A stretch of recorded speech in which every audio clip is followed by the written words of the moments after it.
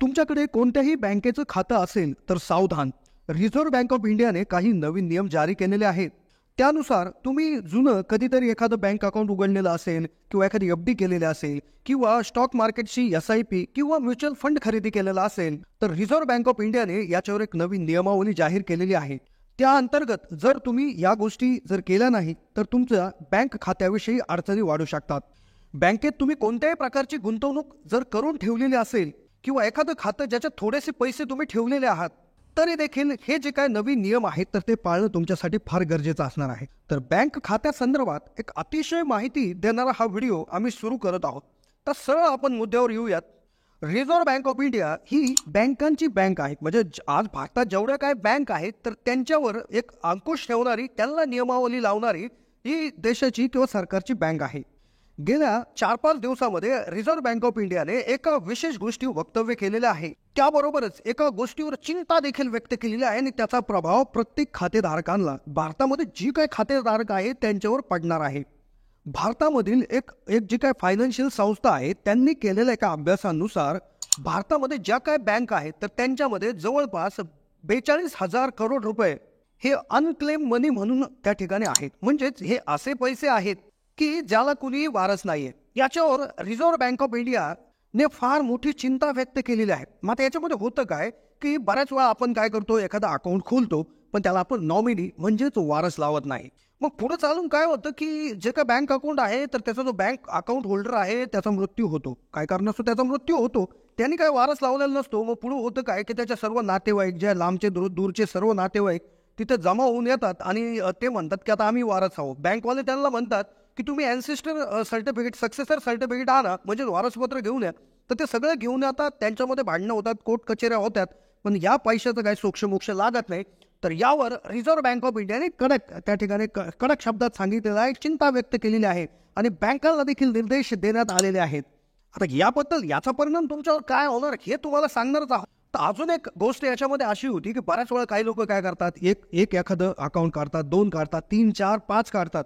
त्यातल्या एक अकाउंट त्यांचं असं असतं की त्याच्यामध्ये ते थोडेफार पैसे ठेवतात सेव्हिंग म्हणून, त्याला कधी हात लावित नाही. मग ते असं ठेवतात की कुणी आजारी पडलं तर या अकाउंट म्हणून आपण पैसे वापरू, मुलीचं लग्न असेल, मुलाचं लग्न असेल, शिक्षणासाठी वापरू, काहीतरी पैसे ते त्याच्यामध्येच ठेवून देतात. पण इथे एक गोष्ट लक्षात ठेवण्यासारखी आहे की सेव्हिंग अकाउंट जे काय आहे त्याच्यावर व्याजदर अतिशय कमी, म्हणजे 1%, 2%, 3%, 4% मॅक्सिमम याच्यावर व्याजदर मिळतं, त्याच्यापेक्षा जास्त मिळत नाही. त्यामुळे तुम्ही ते इन्व्हेस्ट करायला पाहिजे, जे FD असेल किंवा SIP किंवा पोस्ट ऑफिसच्या स्कीमा असतील त्याच्यामध्ये इन्व्हेस्ट करायला पाहिजे. पोस्ट ऑफिसमध्ये मिळणाऱ्या भरपूर स्कीमांविषयी आपण व्हिडिओ टाकलेला आहे, चॅनलवर तुम्ही जाऊ शकता किंवा आमची वेबसाईट kisanhelpline.org असं गुगलवर सर्च करून तुम्ही तात्काळ तिथे जाऊन देखील पोस्टाच्या स्कीम्स असतील, शेअर मार्केटच्या स्कीम असतील, विशेष माहिती या वेबसाईटवर दिलेली आहे.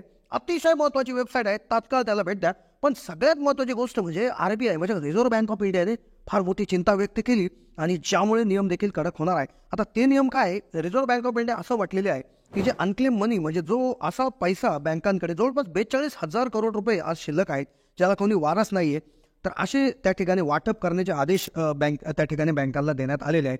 पण बँका तरी काय करणार, जर पुढे वारसच लावलेला नाहीये तर बँक स्वतः जाऊन तर त्यांना शोधू शकत नाही. तर ही काळजी आपल्याला घ्यायची.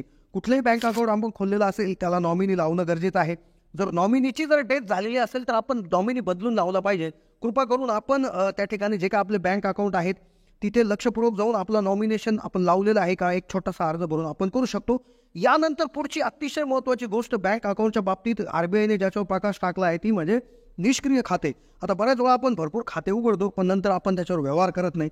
ते खाते तसेच असतात, त्याच्यावर 100, 200, 300, 400, 500 रुपये असतात, ते तसेच राहतात. मग बऱ्याच काळानंतर हे खाते डेड खात्यामध्ये जातात, त्यानंतर ते पैसे त्या ठिकाणी वेलफेअरला सुद्धा यूज होऊ शकतात 10-15 वर्षानंतर.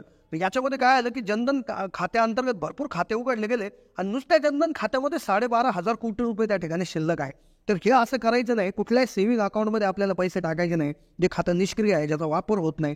ते आपण तात्काळ बंद केला, एक छोटा अर्ज करून तुम्ही तात्काळ ते बंद करू शकता. कारण की याच निष्क्रिय खात्यावर फ्रॉडचं प्रमाण भरपूर वाढलेलं आहे. जे निष्क्रिय खाते आहेत त्या खात्यांमधून पैसे जातात, कारण की ना त्याचा मोबाईल लिंक असलेला मोबाईल नंबर बंद झालेला असतो, जो आपण तिथे पत्ता दिलेला आहे तो पत्ता बदललेला असतो आणि हे ऑनलाईन ठग त्याचा अतिशय चांगला फायदा घेतात आणि तिथे चुना लावतात. त्यामुळेच रिझर्व्ह बँक ऑफ इंडियाने निष्क्रिय खाते बंद करा, नॉमिनेशन लावा याच्याविषयी वेळोवेळी माहिती देण्यात आलेली आहे. तर नक्कीच तुम्ही ते काम करा. कशी वाटली माहिती कमेंटच्या माध्यमातून कळवा. चॅनलला नवीन असेल तर सबस्क्राईब करा.